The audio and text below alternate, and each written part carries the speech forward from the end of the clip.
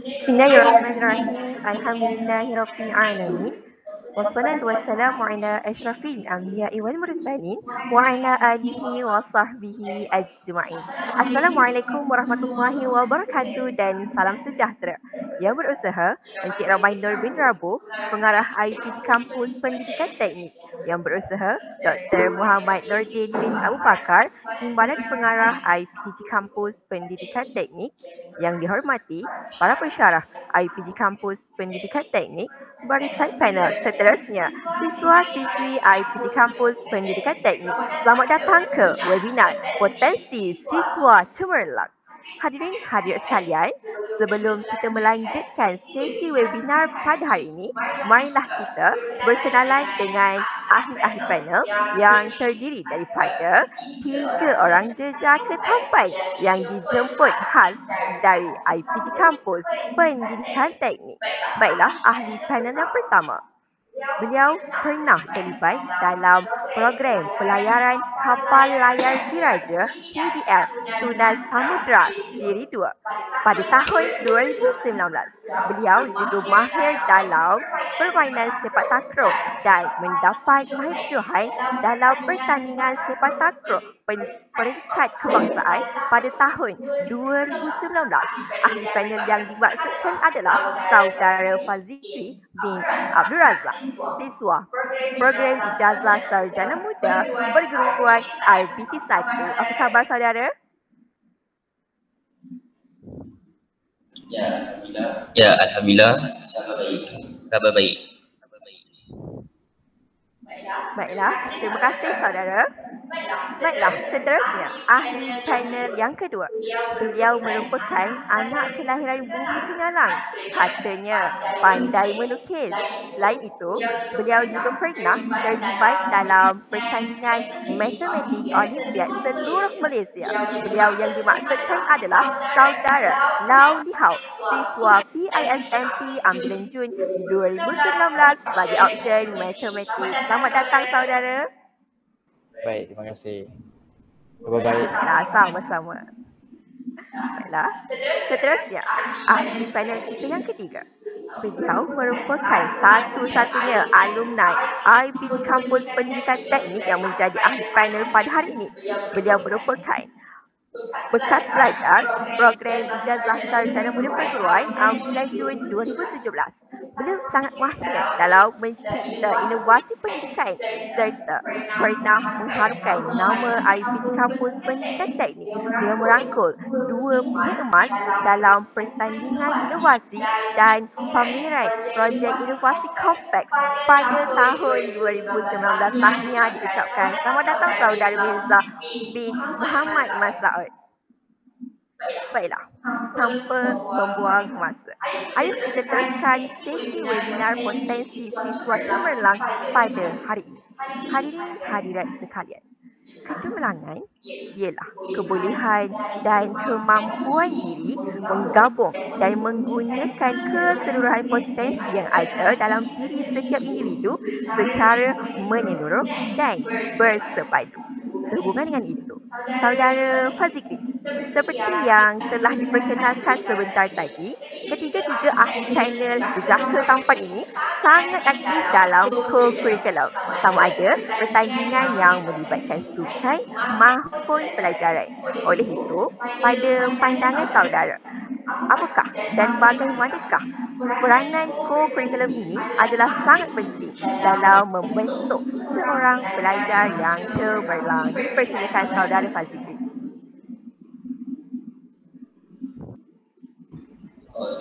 Okey, baiklah. Terima kasih kepada saudara juga Adira sebagai moderator kita. Ya, Assalamualaikum warahmatullahi wabarakatuh dan selamat sejahtera semua. Okey, seperti mana soalan yang ditanyakan tadi, bagaimana kurikulum ini dapat memainkan peranan yang sangat penting dalam membentuk seorang pelajar yang cemerlang. Okey, seperti mana yang kita tahu, kurikulum ini di mana melibatkan seseorang murid itu terlibat dalam sukan, uniform ataupun kelab-kelab yang lain. Di mana kerajaan pun juga menggalakkan di mana satu murid satu sukan.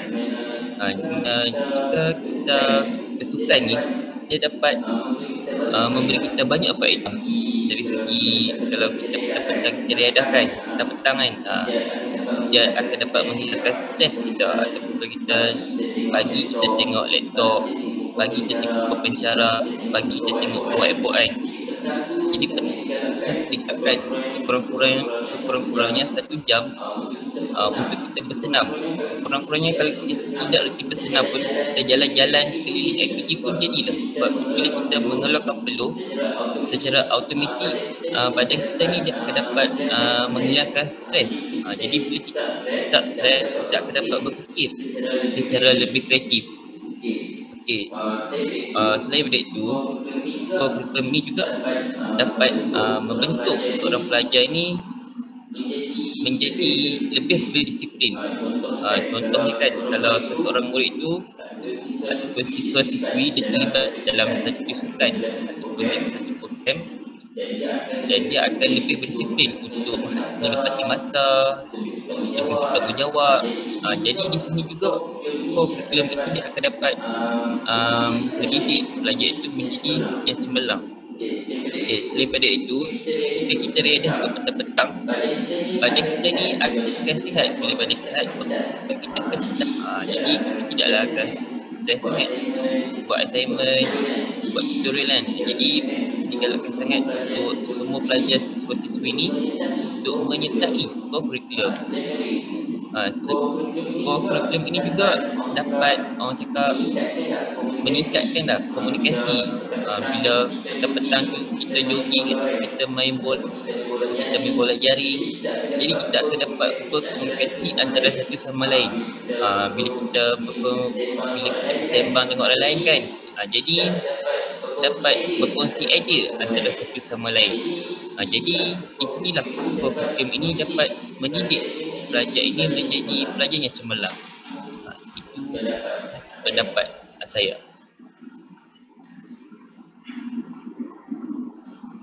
Baiklah, terima kasih diucapkan kepada saudara Fazli. Ya, itu dia perkongsian daripada saudara Fazli sebentar lagi.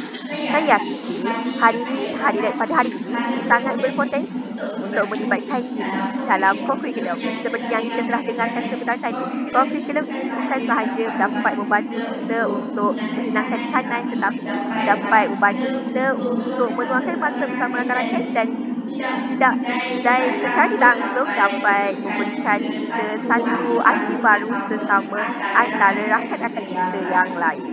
Baiklah, maka ayolah kita bersama-sama menjadikan perlibatan kurikulum ini merupakan satu budaya dalam kehidupan kita sebagai seorang siswa.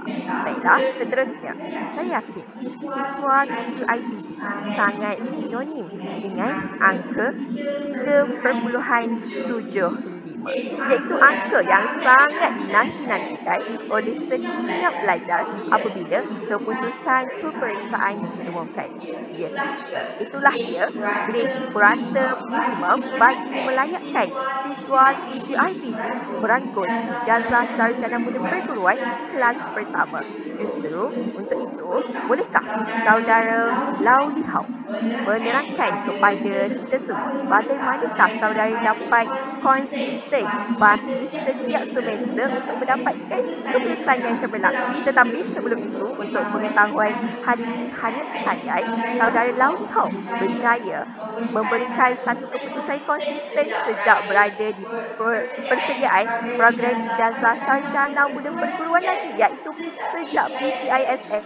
Antaranya, beliau telah memperoleh 3.89, 3.94, 3.96 dan selebihnya. Kata orang kalau nak tahu bolehlah PM tepi. Jadi untuk itu saya tertarik untuk dengarkan perkongsian daripada saudara Lau Lihau tentang bagaimanakah saudara dapat konsisten dalam memperoleh keputusan yang cemerlang bagi setiap semester. Persilakan saudara. Baik, terima kasih moderator. Salam sejahtera saya ucapkan kepada semua warga yang sedang menyaksikan webinar ini. Jadi sekarang saya akan berkongsi sedikit tips ataupun sedikit cara yang saya guna supaya dapat mengekalkan GPA saya dalam pengajian PISMP. Jadi tips yang pertama saya ingin kongsikan adalah tadi panel 1 sudah menceritakan bahawa kita perlu ambil masa untuk menyertai dalam kurikulum. Jadi sama juga kita perlu bagikan masa yang lebih banyak sikit dari segi akademik sebab dia adalah sebagai konten yang perlu kita pelajari dan kita perlu ingatkan dan kita perlu kuasai dalam menjawab apa-apa jua soalan ataupun dalam apa-apa platform. Jadi di sini saya ingin targetkan ataupun kita perlu sasarkan khusus yang banyak kredit di sini. Kita menjadikan khusus ini sebagai khusus dominan, iaitu contohnya kita perlu memberikan fokus yang lebih banyak kepada majul dan juga minor yang kita ambil. Jadi itu adalah salah satu tips sebab kredit dia adalah banyak dan dia akan banyak terjas ataupun banyak pengaruh dalam kita pointer ataupun kita kenali sebagai CGPA. Kenapa saya kata kita perlu berikan fokus terhadap major dan juga minor?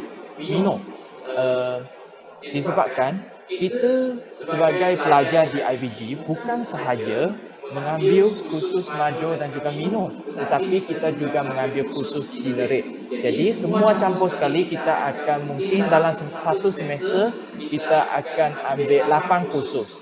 Jadi sebagai seorang kita semuanya adalah manusia, kita tiada fokus yang banyak terhadap semua khusus. Jadi kita perlu beri fokus yang lebih terhadap khusus major dan juga minor dan apabila kita fokus terhadap major dan juga minor, kita sudah ada kelebihan dari segi kita mendapatkan markah. Contohnya, apabila kita buatkan assignment, kita boleh tumpukan perhatian bila kita buat khusus major dan juga minor. Bukan ertinya kita perlu buat sia-sia untuk khusus yang generate. Namun adalah kita berikan tumpuan terhadap major dan juga minor supaya kita boleh dapatkan markah yang tertinggi dalam kedua-dua khusus berbanding dengan khusus-khusus yang lain. Jadi kita perlunya fokus dari segi assignment. Assignment sebenarnya adalah satu aspek yang boleh kita dapat markah yang tinggi ataupun pastikan kita mendapatkan CGPA yang bagus. Ini disebabkan assignment adalah satu kerja ataupun penilaian yang dilaksanakan di luar daripada jadual waktu peperiksaan. Jadi kita akan dapatkan soalan lebih awal lebih awal dalam semasa kita meneruskan pengajian, dan dalam tempoh inilah kita perlu pandai-pandai untuk argihkan masa untuk siapkan semua assignment. Kita perlu ada konsep ataupun mindset tentang assignment ini janganlah kita buat last minute, tapi kita siapkan awal supaya kita ada masa yang lebih banyak untuk tanya pensyarah tentang apa-apa yang you timbang, apa-apa yang you jumpa dalam soalan assignment yang you tidak faham. Itulah adalah tips yang paling penting apabila kita siap awal kerja khusus. Dan kita juga boleh fikir bila kita sebagai seorang pensyarah ataupun sebagai seorang guru, kita juga tidak mahu anak-anak murid kita hantar kerja last minute dan juga ataupun last minute baru nak tanya bagaimana untuk siapkan tugasan ini ataupun apakah kehendak soalan ini. Jadi itu adalah kita boleh fikir dari perspektif pensyarah supaya boleh jadikan dia lebih alert terhadap apa yang kehendak kita orang, dan kita boleh cuba untuk berikan ataupun kita akan siapkan tugasan dengan memenuhi kehendak soalan dan juga pada masa yang sama memenuhi kehendak yang diminta oleh pensyarah. Dan seterusnya kita juga boleh cuba untuk amalkan semangat pembelajaran sepanjang hayat. Semangat ini adalah penting kerana kita bukan lagi student di sekolah rendah ataupun murid di sekolah menengah, maka kita adalah sebagai siswa-siswi di Institut Pendidikan Guru. Jadi kita sudah ditingkatkan level kita berbanding apabila kita belajar di sekolah menengah dan juga sekolah rendah.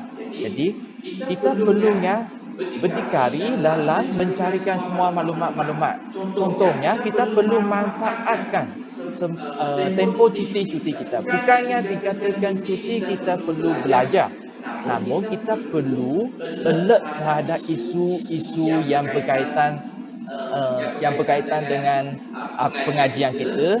Contohnya khusus modul saya adalah matematik, jadi kita boleh cuba untuk dapatkan isu bukan sahaja di dalam Malaysia, maka adalah mengambil isu di luar negara. Jadi kita boleh meluaskan minda kita supaya kita dapatkan isu ataupun idea yang lebih benar dan juga lebih relevan dengan keadaan sekarang untuk menjawab dalam soalan-soalan ataupun tugasan-tugasan nanti. Jadi itu adalah salah satu tips. Selain itu, kita juga boleh terukai dalam teknologi, sebab teknologi ini semestinya adalah kehendak bagi senario sekarang lah. Lagi pun sekarang adalah dalam musim pandemik ni. Jadi teknologi itu adalah salah satu komponen yang sangat penting yang perlu kita sentiasa kuasai dan juga kita boleh aplikasi di mana-mana sahaja, bukan sahaja dari segi matematik, maka adalah dalam pelbagai bidang. Jadi itu adalah dikatakan macam mana kita perlu amalkan semangat pembelajaran sepanjang hayat ini.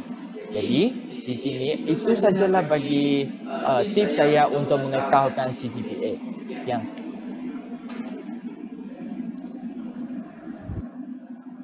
Baiklah, terima kasih diucapkan kepada saudara Lau Hao atas perkongsian yang sangat menarik. Cukup padat tetapi sangat bermanfaat buat kita semua. Hadirin hadirat sekalian, memang tidak dapat dinafikan bahawa untuk konsisten dalam memperoleh keputusan yang cemerlang bukanlah suatu perkara yang mudah. Namun, saya percaya dengan keazaman dan semangat yang tinggi, kita mampu untuk mencapai apa sahaja yang diimpikan. Baiklah, seterusnya. Nampaknya satu-satunya alumni IPG-KPT yang menjadi ahli panel pada hari ini tak sabar-sabar ya untuk berkongsi pengalaman dan buah fikiran dalam sesi webinar pada kali ini. Justru, saya ada satu soalan yang pastinya sering bermain dalam fikiran hadirin hadirat sekalian. Baiklah, saudara Mirza, dalam mengejar impian dan kecemerlangan, sudah pasti ada jatuh dan bangunnya.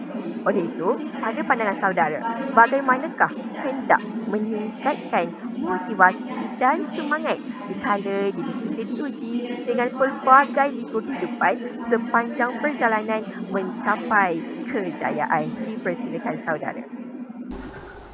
Assalamualaikum warahmatullahi wabarakatuh. Terima kasih saya ucapkan kepada moderator iaitu Saudari Syafiqah, yang dihormati Pengarah IPG Kampus Pendidikan Teknik Encik Romai bin Rabu, yang berusaha Timbalan Pengarah IPG KPT Dr. Nordin, yang dihormati pensyarah-pensyarah serta rakan-rakan sekalian. Baiklah, tanpa melengahkan masa, saya akan terus menjawab soalan yang diajukan oleh saudari moderator. Baiklah, soalan moderator ialah bagaimana saya tips untuk mengekalkan motivasi sepanjang belajar, dan ketika kita jatuh bagaimana kita ingin meningkatkan semula motivasi tersebut. Baiklah, saya akan kongsikan 3 tips bagaimana saya mengekalkan motivasi saya dan bagaimana saya meningkatkan semula motivasi jika saya berhadapan dengan sebuah halangan. Okay, pertama sekali saya boleh cakap, bagi mengekalkan motivasi, kita perlu ada waktu rehat semasa belajar, iaitu saya panggil sebagai me time. Okay, me time ni ialah masa untuk kita berhenti seketika untuk rehatkan mental dan fizikal kita. Jadi waktu me time ni mestilah kita jalankan aktiviti yang kita boleh berehat dan kita boleh rasa sebagai stress reliever. Contohnya untuk saya, waktu me time saya letakkan pada waktu hujung minggu. Jadi hujung minggu ialah saya lakukan aktiviti yang luar daripada aktiviti IPG yang saya rasa akan berasa stres lah. Jadi untuk waktu weekday biasa, waktu kuliah, Di mana kita tahu waktu kuliah kita sudah penuh daripada 8 pagi hingga 5 petang. Kemudian selepas itu bebas kan. Jadi petang selalunya pelajar-pelajar akan beriadah. Okey, bagi saya hari weekday ialah hari saya push diri saya dan struggle sedikit, di mana pagi kita akan kelas, petang kita buat aktiviti sosial misalnya seperti riadah kan, bersukan, dan malam saya akan laksanakan assignment lah sedikit sebanyak, melakukan assignment walaupun belum lagi sampai due date. Saya seboleh-bolehnya akan lakukan sedikit assignment agar tidak nanti kita tidak terkejar-kejar lah untuk siapkan last minute. Jadi bila weekday tu kita dah push sikit, so Sabtu Ahad tu memang masa me time tu kita boleh buat aktiviti yang kita nak sendiri tanpa fikirkan assignment. Jadi kat situ ialah sebagai langkah untuk relieve stress. Okey, yang kedua, cara kita untuk kekalkan motivasi.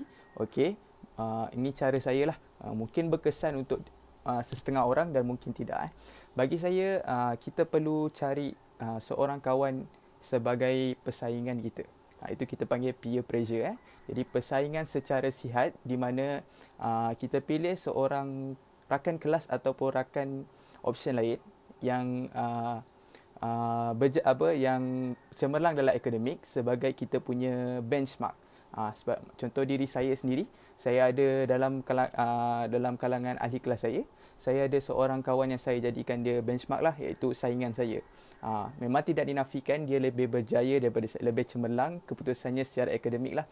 Okey, jadi dekat situ bila saya tengok dia, contohnya musim assignment, okey, saya tanya dia, okey, dia dah buat ke belum sebuah assignment. Jadi bila dia dah buat, macam kita belum buat, jadi kat situ akan menjadi motivasi untuk kita untuk buat terlebih awal supaya kita tidak ketinggalan lah. Kemudian kita dapat ikut jejak dia. Okey, kemudian peer pressure ni bukan saja sebagai kita punya untuk motivation booster. Maksudnya kita tengok dia buat, kita nak buat. Jadi peer pressure ni kita boleh jadikan dia sebagai study partner. Contohnya macam saya punya kawan persaingan saya yang saya pilih ni, okey, kita orang bukan saja bersaing secara sihat, tapi contohnya untuk assignment sendiri, kita orang akan berkongsi assignment lah. Bila kami berdua dah siap, okey, dia akan tunjuk assignment dia pada saya akan tunjuk assignment saya pada dia. Kemudian di situ kami akan semak sama ada assignment kami ni menepati tak rubrik dan apa yang seperti pensyarah minta lah dalam kelas. Sebab pensyarah selalunya akan bagi tahu macam mana dia orang nak assignment kita kan. Jadi kita orang akan switch, kita orang akan cross marks sesama sendiri. Jadi itu salah satu pentingnya peer pressure ni. Kemudian peer pressure ni bukan saja dalam bentuk untuk exam, dalam bentuk buat assignment. Nanti kamu akan hadapi praktikum dan intern. Kamu akan tengok peer pressure ni, bila kita tengok usaha dia banyak mana, kita akan bersama-sama nak berusaha lebih. Sebab kita rasa kita tak boleh tinggalan, kita nak fight dengan dia kan. Okey, kemudian yang terakhir, okey, tips untuk kekalkan motivasi ialah kita kena ingat balik matlamat kita semasa kita belajar dekat IPG lah. Okey, dekat IPG ni saya boleh nyatakan bahawa ada dua jenis pelajar IPG lah, guru pelatih. Pertama sekali guru pelatih yang bila kita tanya, dia akan cakap asal lulus pun tak apa. Okey, dia maksudnya dia settle for less lah.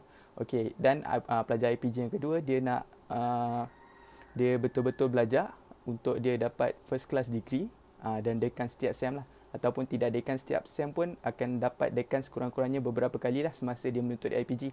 Jadi kat situ kita kena ingat balik matlamat. Okay, saya nasihatkan untuk kita tidak settle for less lah. Sebab apa? IPG ni memang kita senang untuk lulus, tetapi kena ingat bahawa semakin banyak usaha kita, semakin kita akan tambah nilai diri kita sebagai guru. Contohnya bila praktikum nanti, okey, kita boleh saja laksanakan kelas, contohnya kamu sudah praktikum, kamu mengajar saja, asal mengajar kan. Jadi kat situ kamu tak laksanakan PAK 21 contohnya, tak laksanakan 21st century teaching kan. Jadi kat situ kita ketinggalan lah macam mana nak ajar 21st century teaching ni. Walaupun kita dah belajar dalam kelas, kita tak praktikal kan. Jadi kat situ kita punya pengalaman tu dah tambah nilai kita tu kurang lah berbanding pelajar yang dia nak dia nak praktikal cemerlang. Jadi kat situ bila dia nak praktikal cemerlang, dia banyak pengalaman laksanakan pelbagai kaedah di dalam bilik darjah. Kemudian untuk ingat matlamat ni, walaupun saya ada sebuah pepatah ni, bukan pepatah lah, kata-kata ni. Jadi kita perlulah jadi seperti lebah, di mana lebah apabila kita letak pun dekat tempat sampah, dia akan masih mencari bunga untuk mendapatkan madu. Jangan jadi seperti lalat, kerana walaupun kita letak dia di taman bunga yang dikelilingi bunga, dia akan masih mencari sampah. Jadi dekat situ jadi seperti lebah, walaupun surrounding kita tengok kawan-kawan kita relax, kawan-kawan kita settle for less kan. Kita kena juga berusaha mencari madu. Itulah, madu tu ialah kejayaan. Terima kasih. Terima kasih. Baiklah, terima kasih diucapkan kepada saudara Mirza, sangat menakjubkan. Saya percaya terdapat pelbagai pengalaman yang dirasai oleh siswa-siswi IPTKPD ini. Untuk makluman hadirin hadirat sekalian, saudara Mirza belum memperoleh CGPA 3.75 bagi semester 1 dan semester 2 program Ijazah Sarjana Muda Perguruan iaitu PISMP. Namun begitu, beliau berjaya mengekalkan angka minimum 3.75 bermula dari semester ketiga hinggalah beliau menamatkan pengajiannya. Malah lebih lagi daripada itu. Saya percaya siswa CCI PKPD juga mampu untuk mengorak langkah dan melakukan sesuatu perubahan untuk memperoleh keputusan yang cemerlang dalam pelajaran. Seterusnya, kita pergi dengan lebih mendalam lagi bagi sesi webinar pada kali ini. Saudara Fazili, seperti yang kita semua sedia maklum, saudara kini berada di semester ke-8 dan sudah pasti saudara telah mengalami pelbagai pengalaman seperti pengalaman menjalani pengalaman berasaskan sekolah iaitu PBS, pengalaman berpraktikal dan yang paling sinonim dengan siswa-siswi IPTKPD ini adalah pengalaman menyiapkan kerja khusus. Maka sudah pasti terdapat berbagai rintangan dan juga cabaran yang harus ditempuh. Saya yakin saudara sangat sesuai untuk memberikan perkongsian kepada kita semua berkaitan persediaan yang perlu ada untuk menempuhi setiap cabaran dalam menyelesaikan tugasan apabila bergelar seorang siswa IPD. Dipersilakan saudara.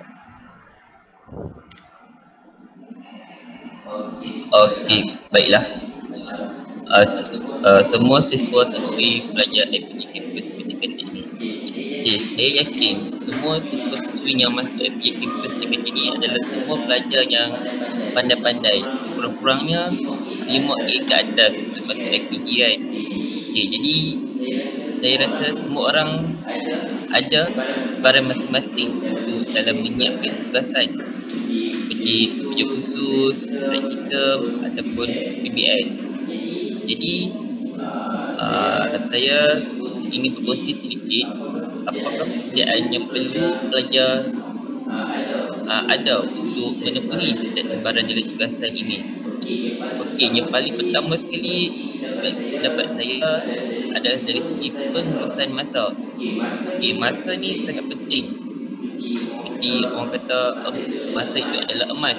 Jika kita tidak hargai masa ini, ia akan merugikan kita. Jadi setiap masa, setiap satu saat kita kena hargai masa itu. Maksud pengurusan masa ni adalah kita kena rancang masa ini dengan sesuainya. Seperti bila kita buat sesuatu kerja khusus, kita kena tahu bila tarikh last hantar kerja khusus itu. Contoh kita dapat RBT ataupun maths ataupun sains ataupun PI kan. Jadi kita tulis bila tarikh last hantar dia. Lepas tu buat kerja khususnya kedua, kita tulis juga tarikh last hantar tugasan tu bila. Jadi bila kita senaraikan semua last hantar tugasan itu, jadi ia akan lebih susun lah. Jadi bila kita tengok jadual yang kita buat tu, minggu ni kita kena hantar dah kan. Jadi kita tak adalah kelabahan. Seperti kalau kita tak buat tu, kita main ikut agak-agak je. Minggu depan ke kita kerja khusus ni, esok ke. Jadi kita akan buat kerja last minute. Bila kita buat buat kerja last minute, kita akan buat kerja ala siap. Jadi bila kita buat kerja ala siap, kita dapat markah pun ala siap lah. Jadi kita tak mahu macam tu. Apa yang kita nak, kita kena rancang dulu masa last hantar tugasan tu bila. Okay, contoh ada 2 minggu lagi untuk siapkan tugasan tu. Minggu yang pertama tu kita dah boleh cari babak tertentu dah. Jadi kita kena bersedialah di segi pengurusan masa tu, kita kena cekap. Saya tidak mengatakan yang saya juga cekap dalam pengurusan masa, tapi saya juga dalam memperbaiki diri saya untuk mengurus masa dengan lebih cekap. Okey, yang kedua pula adalah persediaan yang perlu ada dalam setiap pelajar adalah fokus dalam kelas. Yang ni termasuklah dengan diri saya pun. Kadang-kadang bila saya belajar 1 jam ke 2 jam saya akan rasa mengantuk kan. Jadi bila mengantuk tu jangan tidur dalam kelas. Jadi bila mengantuk tu angkat tangan minta kat lecturer, pergi tandas sekejap kan. Kena besar. Jadi bila kita dah hilang mengantuk, kita masuk dalam kelas, kita kena fokus. Sebab apa saya cakap kena fokus dalam kelas? Sebab bila kita menyiapkan sesuatu kerja khusus ataupun sesuatu projek, kebanyakan data-data untuk menyiapkan tugasan tu sudah disampaikan oleh pensyarah ke dalam kelas. Jadi bila kita fokus dalam kelas tu, kita akan dapatlah beberapa maklumat penting. Jadi bila kita nak buat tugas tu, kita tidak perlu start balik dari A sampai ke Z, kita sudah ada maklumat. Jadi kita perlu mencari isu-isu semasa seperti saudara Lau cakap tadi. Bila kita dah fokus dalam kelas, kita ada masa lebih seperti minggu ujian, kita boleh mencari isu-isu semasa untuk masukkan dalam kerja khusus kita tadi. Okey, seterusnya adalah persediaan yang perlu adalah setiap pelajar ni adalah, bagi pendapat saya adalah jangan overthink ataupun jangan terlalu berfikir tentang perkara belum berlaku lagi. Contohnya assignment tu nak hantar minggu depan, tapi kita minggu ni kita dah berfikir dah, sempat ke aku nak usahakan tugasannya sebelum tarikh hantar. Jadi bila kita banyak berfikir ataupun berbuat sesuatu tindakan, itu sebenarnya merugikan kita sebab kita hanya berfikir saja tapi tiada tindakan. Jadi kita hanya buat apa sahaja yang kita rancang, seperti yang saya cakap jadi pengurusan masa. Seperti minggu pertama ni kita cari maklumat, minggu kedua tu kita cari isu-isu semasa. Jadi kita hanya ikut flow je, kita jangan terfikir pada benda yang belum berlaku. Okay, seterusnya adalah dari mengambil tahu juga rubrik. Seperti kan kalau kita nak buat assignment atau kerja khusus, pensyarah ada bagi tahu rubrik kan. Dekat rubrik tu dia ada kategori dia, sangat cemerlang, bagus. Jadi kalau kita nak sangat cemerlang A+, kita mestilah buat apa yang rubrik tu nak. Jadi senang saja. Kita fokus dalam kelas, kita urus masa dengan baik, kita ikut rubrik yang sangat cemerlang tu, insya-Allah kita akan dapat markah yang bagus. Selain itu juga, bila kita ada masa-masa free tu, kita cuba berkomunikasi dengan kawan-kawan yang lebih baik ataupun pensyarah bagi dapatkan tips-tips. Jadi nasihat saya juga di sini kepada siswa-siswi saya punya tim pendidikan teknik, banyakkan berkomunikasi dengan senior-senior ataupun dengan kawan-kawan ataupun dengan pensyarah-pensyarah yang akan memberikan kita idea. Kadang-kadang bila kita sembang dengan pensyarah ni, kita tak sedar punya pensyarah tu bagi kita idea. Tapi bila kita fikir balik, pensyarah ni nak bagi tips tadi ni. Jadi kita kena banyakkan berkomunikasi. Itu sahajalah daripada saya.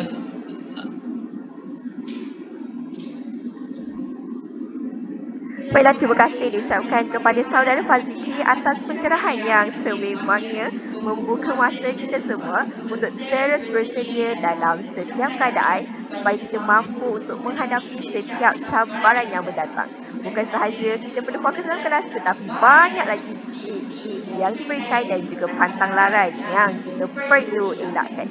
Baiklah, hadirin sekalian, saya difahamkan saudara Lau Hao merupakan pernah dan sangat aktif dalam menghasilkan iklan promosi bagi syarikat MPAE dan juga ZIOT. Tambahan pula, sebagai seorang pelajar, memang tidak dapat dinafikan bahawa kita semua sangat sibuk dengan berbagai tugasan.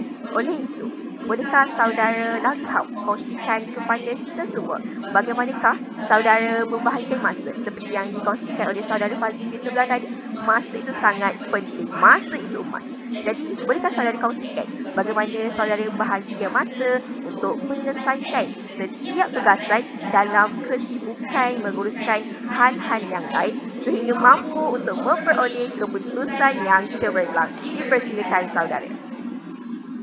Baik. Jadi sekarang saya akan kongsikan sedikit macam mana ataupun bagaimana saya untuk rancangkan masa. Di sini saya ingin highlightkan perkataan rancang yang telah disebutkan oleh saudara Fajikri tadi.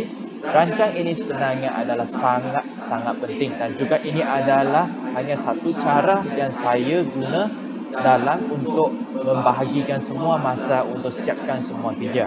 Jadi, kita perlu rancang satu masa yang sesuai ataupun rancang satu jadual yang sesuai untuk diri sendiri. Kita jangan fikir orang lain ataupun kita jangan ikut orang lain. Kita kena ada tempo diri sendiri. Kita perlu siap kenal diri sendiri bila masa kita perlu tidur ataupun bila masa kita perlu bangun dan ataupun dikatakan kita boleh bangun.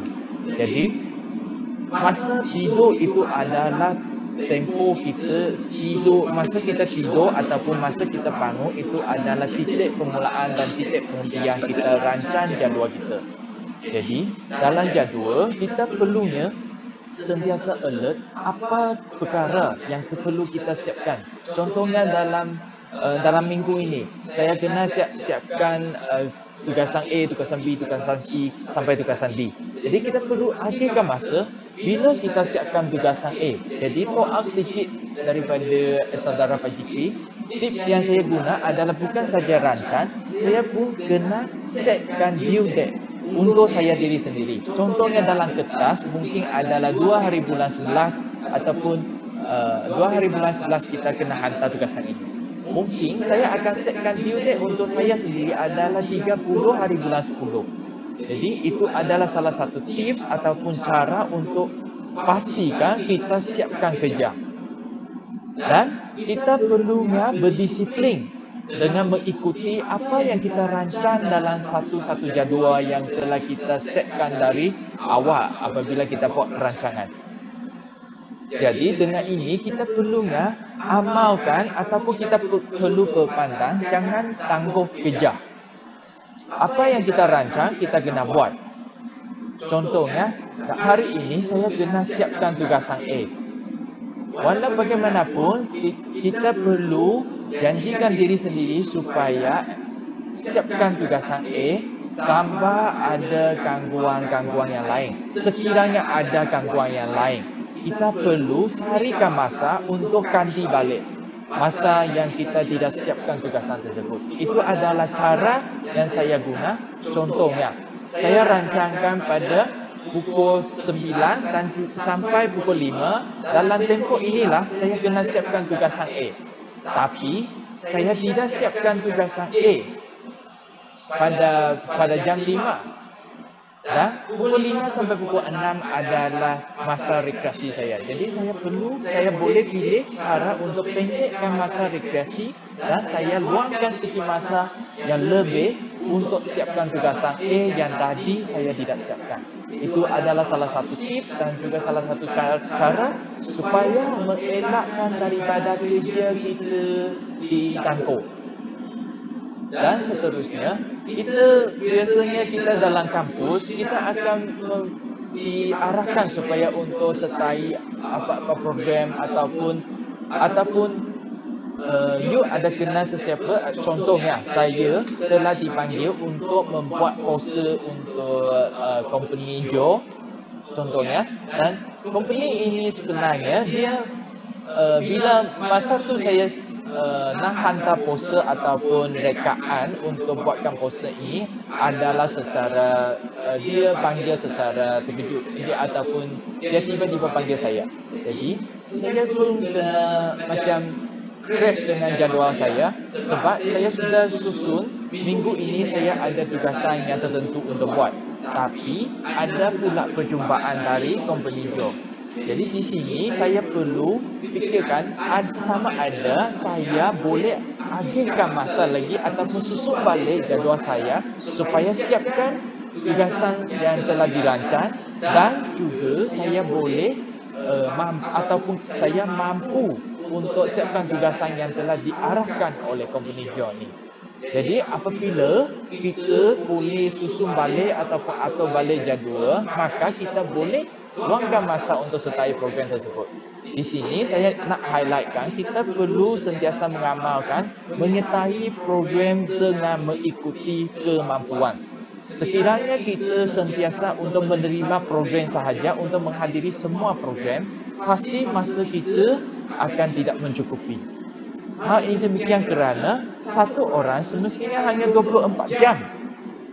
Dan apabila kita sudah susun habis ataupun susun penuh 24 jam, kita nak masukkan aktiviti, itu adalah sangat susah.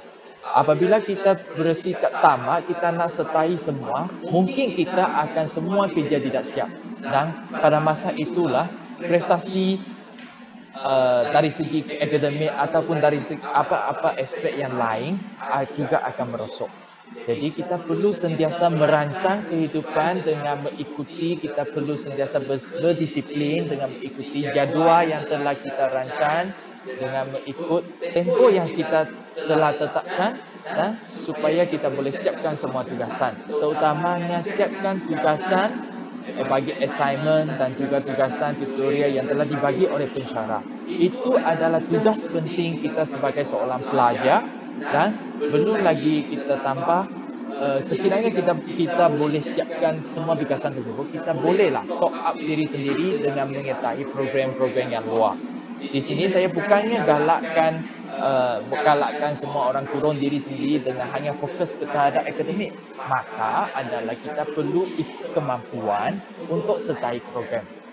Jadi saya rasa itu adalah cara untuk mengekalkan CGPA dengan membahagikan setiap masa untuk siapkan semua tugasan dan juga semua kerja-kerja yang telah diminta oleh pensyarah. Dan selepas kita siapkan semua tugasan di sekolah, maka kita boleh ada masa ataupun kita boleh luangkan masa untuk masa dikenali sebagai masa untuk diri sendiri. Jadi saya rasa itu saja bagi pendapat saya. Sekian. Terima kasih diucapkan kepada saudara Launi Hau atas perkongsian sebentar tadi. Baiklah, saya cukup tertarik dengan sikap jangan tangguhkan kerja. Saya selalu dengar ada seorang guru saya pernah katakan, elakkan berkata nantilah, lama-kelamaan jadi malas dah. Okey, jadi diharapkan agar perkongsian tersebut dapat membuka mata kita semua untuk menguruskan jadual dan masa dengan baik. Baiklah, nampaknya kita telah dengarkan banyak nasihat dan juga tips yang sangat berguna untuk kita semua daripada ketiga-tiga ahli panel kita pada hari ini. Tetapi saya ingin dengarkan lagi satu perkongsian daripada saudara Mirza. Nampaknya oleh itu, saudari Mirza selaku alumni IPPKBT yang cemerlang, apakah nasihat dan pantang larang yang boleh diberikan kepada rakan-rakan siswa-siswi IPPKBT untuk terus berada pada jalan yang betul dalam memperoleh kecemerlangan? Dipersilakan saudara. Terima kasih diucapkan kepada saudari moderator iaitu saudari Syafiqah untuk soalan yang kedua. Soalan moderator berbunyi, okey, apakah nasihat dan pantang larang untuk kita terus berada pada jalan yang betul dan untuk memperoleh kejayaan, kan? Okey, macam tadi juga saya ada 3 lah tips untuk macam mana kita, apakah nasihat dan pantang larang yang kamu semua boleh ikutlah berdasarkan pengalaman, sebab saya bukanlah motivator yang sangat bertauliah atau sangat berpengalaman. Ini ialah berdasarkan pengalaman saya sepanjang saya belajar 5 tahun di IPGKBT. Okay, kita dah dengar tadi beberapa banyak dah nasihat yang diberikan oleh saudara Fazikri dan saudara Lau. Okay, jadi untuk bagi saya, yang pertama sekali nasihat dia ialah kenal pasti kelemahan dan kekurangan diri. Jadi bila kita tahu kekuatan dan kelemahan diri kita, kita tahu nak guna di mana. Okey, jadi saya akan bahagikan fasa kita belajar kat IPG ni ialah 3 fasa lah. Pertama sekali fasa kita belajar dalam kelas, iaitu semester 1 sehingga semester 4. Okey, dan kemudian fasa praktikum semester 5 hingga semester 7. Kemudian fasa internship. Okey, jadi untuk saya, saya kenal pasti kekuatan saya agak lewat. Sebab apa? Masa saya persediaan dan SEM 1, saya masih main-main lah. Saya tak tahu kekuatan diri saya apa kan. Kemudian lepas tu baru saya mula sedar. Jadi awal-awal tu, semester awal tu pointer agak teruk. Kemudian saya bangkit semula lah. Saya cuba untuk strive for excellence kan. Jadi pertama sekali untuk belajar, saya kena pasti bahawa kekuatan saya ialah saya mudah tangkap apa yang pensyarah ajar dalam kelas. Dan dekat situ bila saya tahu perkara tu, jadi kat kelas saya boleh fokus 100%. Jadi saya tak perlu ulang kaji, waktu malam tak perlu ulang kaji. Kemudian untuk masa nak exam nanti, saya hanya perlu skim saja RMK ataupun skim nota-nota yang pensyarah bagi. Dekat situ saya boleh ingat balik apa yang saya belajar. Untuk fasa praktikum semester 5 sehingga semester 7, saya kamu sendiri perlu kena pasti macam mana kekuatan kamu untuk mengajar kaedah mana. Itu contohnya kamu seorang guru yang hebat dalam menggunakan TMK. Jalankan kelas kebanyakannya menggunakan TMK. Kalau kamu hebat dalam mewujudkan sebuah BBM yang menarik, banyakkan kelas menggunakan BBM menarik lah. Kalau kamu suka seorang guru yang ceria, suka jalankan aktiviti bermain, kamu guna kekuatan tu untuk cemerlang dalam praktikum. Kemudian dalam fasa internship ialah bila kita melaksanakan research ataupun kita nak siapkan tesis kan. Jadi kekuatan tu kita kena pastilah. Macam saya, kekuatan saya ialah saya sangat rapat dengan supervisor. Dekat situ saya ambil sebanyak boleh maklumat ataupun info yang saya boleh dapat pada supervisor tu untuk siapkan tesis. Kemudian saya juga kekuatan saya ialah saya pandai untuk cari citation ataupun reference dekat internet. Jadi kamu semua kena kenal pasti kekuatan dan kelemahan supaya kita buat tu kita rasa happy, bukan kita terpaksa. Contohnya kita tengok dia orang buat macam ni, kita nak buat macam ni. Jangan sebab bila kita buat apa yang orang buat mungkin tak sesuai dengan diri kita, kita yang rasa stres. Yang kedua saya boleh cakap don't work hard, work smart. Jadi work smart tu macam ni, poin ni sebenarnya boleh gabung dengan poin yang ketiga saya, iaitu seimbangkan akademik dengan co-akademik lah. Jadi poin dia dekat sini, bila kita seimbang akademik dan co-akademik, dekat situ macam saudara Fazikri cakap awal tadi, contohnya bersukan untuk relief stres kan. Tu satu poin. Lagi satu poin dia untuk kita seimbangkan akademik dengan co-akademik ni.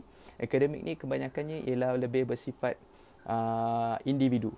Macam mana seorang individu tu berjaya dalam akademik. Jadi bila co-akademik ni dari segi sosial dan dari segi kita wujudkan sebuah komuniti IPG lah. Contohnya ada kelab, ada aktiviti sukan, ada permainan, ada aktiviti contohnya kelab-kelab lah. Dekat situ bila kita seimbang dari segi akademik dan co-akademik daripada individu dan bentuk kumpulan. Jadi kumpulan ni ialah bila ada sebuah komuniti, jadi kita dapat bantu sesama sendiri. Contohnya dalam sebuah kelab ada senior, ada junior. Jadi bila ada senior junior dekat situ, junior boleh minta tolong senior untuk bantu dalam assignment, dalam belajar. Contohnya tak faham kan apa teori Piaget, apa teori Vygotsky dan sebagainya. Contohnya senior boleh terangkan. Jadi kat situ sebuah komuniti tu kita boleh bantu sesama sendiri. Itu sebagai salah satu cara untuk work smart, don't work hard. Jadi satu don't work hard ni sebenarnya ialah kita jangan terlampau work hard lah. Jangan sentiasa nak strive for excellence. Kita sentiasa nak push diri kita. Memang betul kita perlu push diri kita untuk keluar daripada comfort zone, tapi kena ingat hard tu tak semestinya bagus. Jadi work smart supaya diri kita senang, tapi kita masih dapat capai kejayaan. Itu saja nasihat daripada saya. Terima kasih. Terima kasih diucapkan kepada saudari Mirza atas perkongsian yang cukup bermanfaat. Semoga saudari Mirza terus memperoleh kecemerlangan dalam bidang pekerjaan sebagai seorang guru yang bakal menyusul tidak lama lagi. InsyaAllah, sama-sama kita doakan. Hadirin hadirat sekalian, pada hari ini sahaja, terlalu banyak intipati yang kita boleh amalkan. Diharapkan juga agar setiap pengalaman, nasihat yang dikongsikan daripada ketiga-tiga ahli panel kita pada hari ini dapat memberikan satu iktibar dan juga sedikit semangat kepada kita semua untuk terus berusaha dan memperoleh kecemerlangan. Nampaknya kita sudah berada di hujung perbincangan. Penghargaan diucapkan kepada ketiga ahli panel kerana sudi hadir untuk memberikan perkongsian yang cukup bermakna kepada kita semua. Sangat tidak kira-kira ilmu, alhamdulillah. Jutaan terima kasih juga diucapkan kepada hadirin hadirat atas kesediaan untuk mendengarkan perkongsian kita pada hari ini. Walaupun terlalu panjang lebar, tetapi isinya dan perkongsiannya cukup padat dan bermanfaat. Dan akhir sekali, saya ingin menyusun sebelah jari memohon maaf sekiranya terdapat kekasar bahasa dan terlanjur bicara sepanjang mengendalikan sesi webinar pada hari ini. Sebelum berakhir, saya suka menyebutkan suatu pepatah Arab, iaitu Man jaddah wa jaddah, yang bermaksud siapa yang bersungguh-sungguh pasti akan mendapat hasil. Sekian wabillahi taufiq wal hidayah. Wassalamualaikum warahmatullahi wabarakatuh. Kita jumpa lain hari.